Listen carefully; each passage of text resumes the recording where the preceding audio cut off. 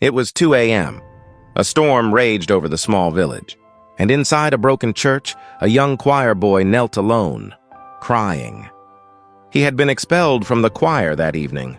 They said his voice was too cracked, too weak, too poor for God's songs. But what they didn't know was that his voice was the only thing keeping him alive. He whispered through tears, "God, if I can't sing for you anymore, then what am I?"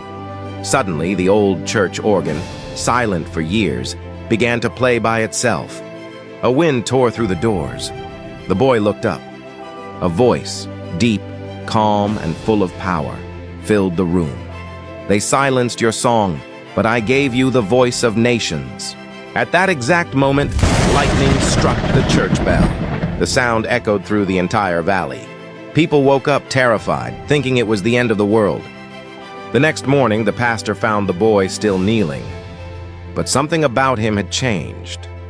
He no longer spoke, yet when he opened his mouth, music poured out. Every note healed hearts, calmed storms, and drew crowds from miles away.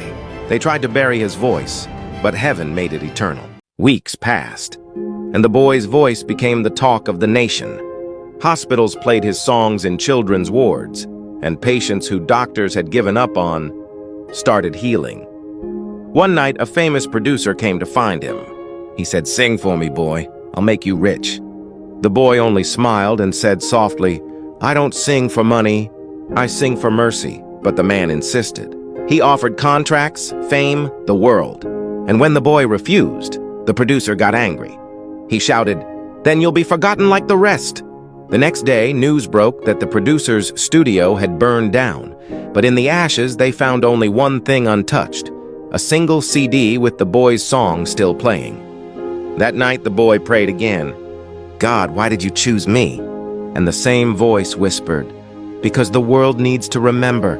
I still choose the broken to carry my power." The boy wept, not because of fame, but because for the first time, he realized his gift was never for applause. It was for awakening souls. Now every time he sings, crowds don't just listen. They cry, kneel, and find peace. And the same people who once called him useless now say, "When he sings, heaven moves." Because when God writes your story, no man can erase your name,